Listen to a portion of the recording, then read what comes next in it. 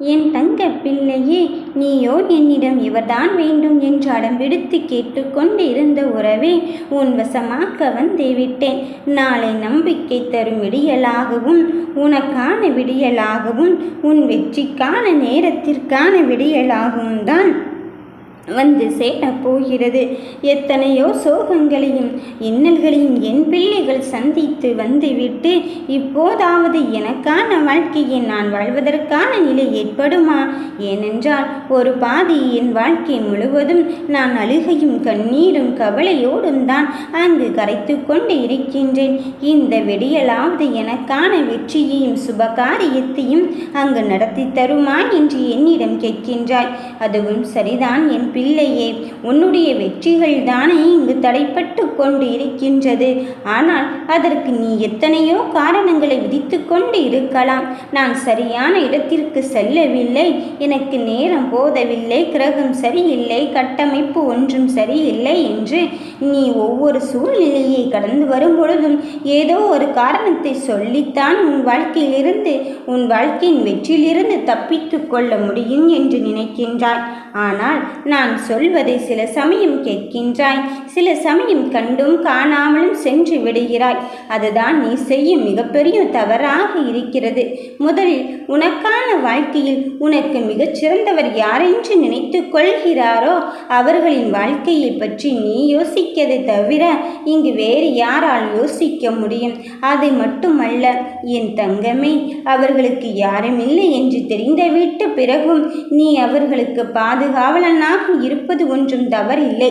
எந்த விஷயத்தில் உனக்கான வெற்றியின் தோல்வியும் தீர்மானிக்கப்படுகிறதோ அதே இடத்திலிருந்துதான் உனக்கான நம்பிக்கையும் நான் உனக்கு கொடுத்து கொண்டே இருக்கின்றேன். தோல்வி வந்துவிட்ட உடனே இவ்வளவுதானா என்று எண்ணிக் கொள்ளாதே. அந்த தோல்விகளை தாண்டி என் பிள்ளைகள் ஜெயிக்க வேண்டிய காலகட்டத்தை நெருங்கிவிட்டார்கள். நடப்பது யாவும் உனக்கு சில காலம் புரியாமலே இருந்து கொண்டிருக்கின்றது. ஏனென்றால் என் பிள்ளைகள் அங்கு நெருஞ்சி முட்களின் மேல் அல்லவா நடந்து கொண்டு இருக்கிறார்கள். நீயே அழைக்காமலே சில உறவுகள் பேசுகிறார்கள். நீ அழைத்தாலும் கூட உனக்கு வேண்டிய உறவுகள் சில பேர் வரவில்லை. ஆனால் இதை எப்படியம்மா நான் சமாளிப்பது? இதை எப்படியம்மா என் சமாளிப்பிலிருந்து நான் விடுபட வைப்பது என்று நீ பெருந்தொகையை காரணம் காட்ட வேண்டாம். என் தங்க பிள்ளையே, உன் மனதோடு இருக்கின்ற வழிகளையும் உன் மனதோடு இருக்கின்ற காரணத்தையும் நான் உனக்கு நிரந்தரமாக்கி விடுவதிலும் நீ குழப்பமடைய வேண்டாம். அந்த குழப்பங்கள் எல்லாம் தீர்த்து வைத்து இப்பொழுது உனக்கு என்ன செய்தால் நீ வெற்றி பெறுவாயோ, உனக்கான வெற்றியை நான் எப்படியெல்லாம் தர வேண்டும் என்று நினைத்தேனோ அதன்படி தருவதற்குத்தான் இந்த வராகி தாய் நான் வந்து இருக்கின்றேன். உன் மனம் என்னும் விஷயத்தில் காலத்தால் செய்த சதியால் நீ கோலத்தால் அங்கழிந்து கொண்டு இருக்கின்றேன். இனியும் என் வாழ்க்கையில் என்ன நடக்கப் போகிறது, இனி என்ன நடந்து என்னாக போகிறது, அதுதான் எல்லாம் முடிந்து விட்டதே என்று நீ மனதோடு வருத்தப்பட்டிருந்த காலத்திலே உனக்கு சந்தோஷத்தின் பயனையும் பலனையும் தருவதற்கு இந்த வாராகி தாய் நான் வந்து கொண்டு இருக்கின்றேன். இனி நடப்பதும் நடக்க இருப்பதும் என்னுடைய நேர்வழி பார்வைக்கு வந்து விட்டது. இனி உனக்கு துரோகம் பண்ணியவர்களும் உனக்கு அவமானத்தை ஏற்படுத்தியவர்களும் என் கண் பார்வையிலிருந்து தப்பித்து கொள்ள முடியாது. நீயோ துரோகத்தால் வீழ்ந்து விட்டேன் என்று நினைப்பில் குனிந்து கொண்டே இருக்காதே. என் பிள்ளையே, இந்த உலகமானது யார் ஒருவர் குனிந்து கொண்டு இருக்கிறார்களோ அவர்களை மேலும் மேலும் கஷ்டப்படுத்துவதற்கும் காயப்படுத்துவதற்கும் தான் இங்கு தயாராகி கொண்டு இருக்கும். அதனால் நீ என்ன வந்தாலும் எவ்வளவு கஷ்டங்கள் வந்தாலும் தலை நிமிர்ந்து வாழ்வதற்கான வழியை மட்டும் பார். உன்னை தூசி என்று உன்னை வெற்று காகிதம் என்று தானே அங்கு மற்றவர்கள் தூக்கி எறிந்து விட்டார்கள். அவர்கள் மத்தியில் நீ பிரம்மாண்டமாக உருவெடுக்கப் போகிறாய். அதற்கு நான் பொறுப்பேற்றுக் கொள்கிறேன். ஆனால் அதற்கு நீ ஒன்றை மட்டும் செய்து கொள். என் பிள்ளையே, உன் பொறுப்பையும் கடமையும் நான் உனக்கு சர்வசாதாரணமாக கொடுக்கவில்லை. உன்னால் முடியும் என்ற நம்பிக்கையில் தான் நான் கொடுத்திருக்கின்றேன். ஆனால் நீயோ யாரோ சொன்ன ஒற்றை வார்த்தையை மட்டும் கையில் பிடித்து கொண்டு அவர் முடியாது என்று சொல்லிவிட்டாரே என்று நீ நினைத்து கொள்ள வேண்டாம். யார் என்ன எப்படி சொன்னாலும் சரி, உனக்கான நம்பிக்கையும் உனக்கான வாழ்க்கையும் தருவது இந்த வராகி தாய் அல்லவா? சொல்வது இந்த தாயாக இருக்கும் பொழுது அதிலிருந்து என் பிள்ளைகள் விலகப் போவதே கிடையாது என்று எனக்கு தெரியும். ஆனாலும் சில விஷயங்கள் உனக்கான வெற்றியை தீர்மானிக்கும் காரணிகளாக அங்கு உருவெடுக்கும் போது அதை சில சமயம் நாம் அதை தவிர்க்கவும் முடியாது.